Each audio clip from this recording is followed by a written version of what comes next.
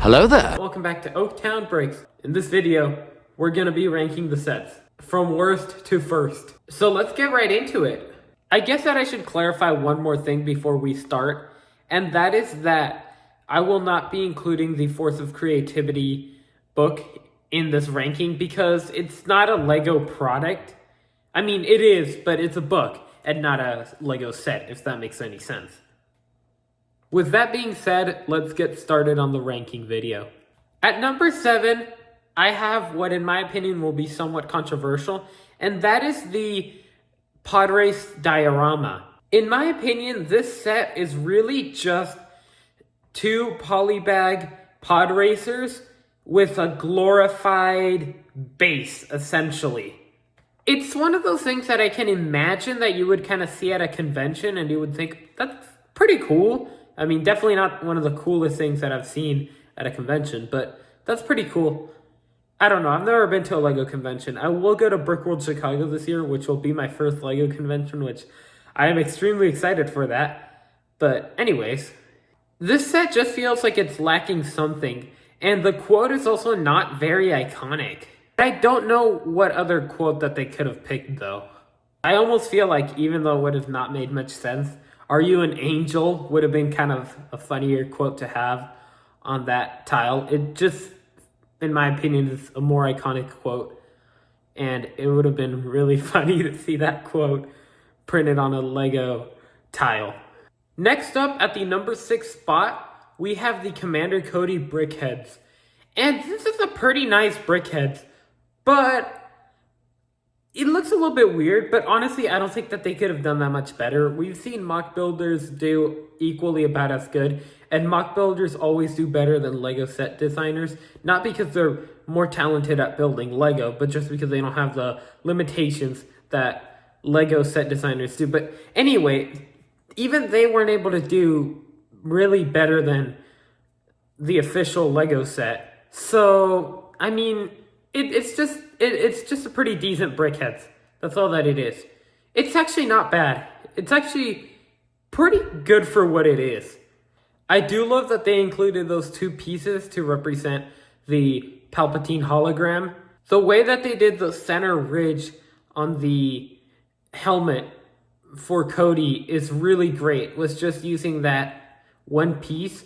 The print on the center of the torso and the way that the top of the helmet is done do leave a little bit left to be desired. At number 5, we have the Phantom Menace Brickheads pack. I will say that all of these Brickheads do look pretty nice. However, I do feel like that Qui-Gon Jinn could have been done better around the beard. It just looks a little bit funky, but it still captures the character pretty well. Also, Obi-Wan definitely should have been in this set, and get Panaka out of there. Just put in Obi-Wan instead of Panaka. I mean, come on, Lego. The Anakin also looks a little bit funky, if you ask me. I know that they are suggesting that he has his helmet on, and that's why he doesn't have eyes, because it's like the goggles. But all of it just looks a little bit funky. The entire Brickheads for Anakin, just a little bit funky. I know that I complained that Panaka should not be in there, but the Panaka Brickheads actually looks really good. Same thing as the Jar Jar, as much as I, along with so many other people, hate Jar Jar Binks as a character. The Brickheads looks really good for him. Queen Amidala also looks pretty adorable, if you ask me. Just the entire Brickheads for her looks just really cute. And Darth Maul looks sick. I believe that this is the first time that they are doing a Darth Maul Brickheads, but if it's not, then cool. And if it is, then, this is great. This is huge. Darth Maul Brickheads, let's go. At number 4, we have the Buildable Droideka. The only reason why this set is at number 4 and not number 6, if you ask me, is because it can actually do the whole roly-poly transformation, which is awesome. When I, along with many other people, saw the leaked image, we did not think that it was going to be able to do that. But the fact that it does is just great. It really is fantastic.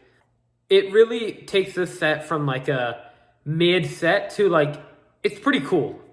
And it looks really nice all around. However, I could do a whole video ranting about this, but that minifigure scale Droideka. It's just so bad. Why is that thing so bad? The first one that they did was better somehow. And 22, 25, I don't know how many years, but 20 to 25 years later, they're doing a worse job. What's up, Lego? I definitely feel like this set should have been cheaper. However, it is nowhere nearly as overpriced as the diorama is. The diorama is just ridiculously overpriced. It is abysmal. It sucks to see prices that high with Lego sets. Next up at number 3, I know that this is going to be extremely controversial. Many people would put this much lower, but it is the Bark Speeder Escape set. And admittedly, this definitely should be lower on the list, but I'm a minifigure scale type of guy, and that Keller and Beck minifigure is really sweet, honestly. It looks great. The Bark Speeder also looks really cool. The two 501st Clone Troopers, it's always great to get more of them. Grogu, obvious inclusion. Great to see him in the set, of course. He needed to be in the set. However, that lamppost. Why is that lamppost in this set? Out of all of the things from Coruscant, you do a lamppost? Couldn't you do another 501st Clone Trooper or like anything else? Also, this set is extremely overpriced. Because if you compare it to the Battle Pack that released earlier this year, it's just, that one has just way better value. They're both $30. And that one gives you way more stuff for $30. Next up at number 2, some people might disagree with me, but it is the Sith Infiltrator. Because it looks pretty nice. However, I do wish that it was bigger. It is kind of small. I truly felt like the 2015 set was the perfect size. Something even bigger would have been even cooler if you ask me. The minifigures in this set are an interesting case. Little Annie looks great. Qui-Gon looks pretty good. Maul, his head is just bad. It's just bad. I really don't like what they're doing with the Sith minifigures now. I just thought that the last Darth Maul head was so much better. I also personally think that the new Darth Maul speeder looks pretty bad. The old ones just look so much better. However, I guess just quickly returning to the minifigures, that Saw Gerrera minifigure is sweet. It is so cool. I know that a lot of people are really bothered by the color of his torso. I think that they picked the right color. There is no perfect Lego color to do it in, but I think that dark green was the closest color match, if you ask me.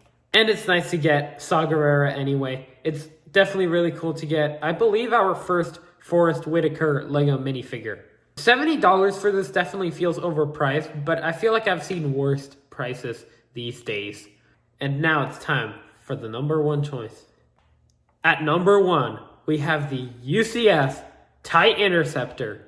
This is the second UCS TIE Interceptor that Lego has done. The first one that they did was back in the year 2000, the first year that they were doing UCS sets. And this is obviously a huge improvement over that one. It looks so much better. That one used blue in its color scheme, which did not look good. I am upset about one thing though, and that is that they only included one minifigure in this set. And I know that they included a mouse droid, but that does not count as a minifigure, Lego. I still think that TIE Pilot minifigure though looks really cool, and the mouse droid, it's always fun to get another mouse droid, even if it's not a full minifigure, Lego. I would have loved to have gotten like a Mandalorian Moff Gideon. That would have been really, really cool in this set. The model overall looks really good, but I will say that some of those gaps really do bother me. The wings on this thing look so slick, which is the reason why the TIE Interceptor is probably, in my opinion, my favorite Star Wars vehicle of all time. It's just so good looking. The interior of the cockpit has a ton of stickers, which is kind of annoying. Overall, all of the greebling looks really nice. So that is it for the ranking part of this video. However, now I just wanted to take some time analyze the wave overall. And in my opinion, this is a really weak May 4th wave. It's just not very strong. It lacks playsets. It doesn't even have that many display sets. We don't have that many sets, honestly, as a whole, in this wave. I feel like this wave is just missing a set, like a playset that had a certain amount of oomph to it, if you know what I mean. I mean, the entire wave is literally 2 playsets, 2 display sets, a UCS set, which is also a display set, but you know what I mean. It's like 2, lower end display sets, cheaper display sets, and the UCS set, and then also 2 brickhead sets. I just feel like this wave lacks substance. And I feel like that's what LEGO Star Wars as a theme has been lacking this year and last year especially, and just this decade, I think, mostly as a whole. It's lacked that oomph that I'm talking about. It's just, we're not in the glory days of LEGO Star Wars anymore. LEGO Star Wars is not the theme, in my opinion, that it once was. I think that I'll go into that in another video, but I guess that I just briefly mentioned it here. I guess while we're at it, please tell me in the comments below if you would like to see me do a video on why LEGO Star Wars used to be a much better LEGO theme than it is now. I probably won't be picking any of these sets up. I don't collect LEGO Star Wars, so I just won't, but I'm passionate about LEGO, so I want to talk about them. That's it for the video, guys. Thank you so much if you made it this far into the video. Please write in the comments below the word LEGO Star Wars. Well, it's 3 words. LEGO Star Wars, if you made it this far. Don't forget to follow me on Twitch and on Instagram. Both of those accounts are also called Oaktown Bricks. Also, share this video, like this video, comment on this video, and subscribe to this YouTube channel. With that being said, goodbye and peace out. So uncivilized.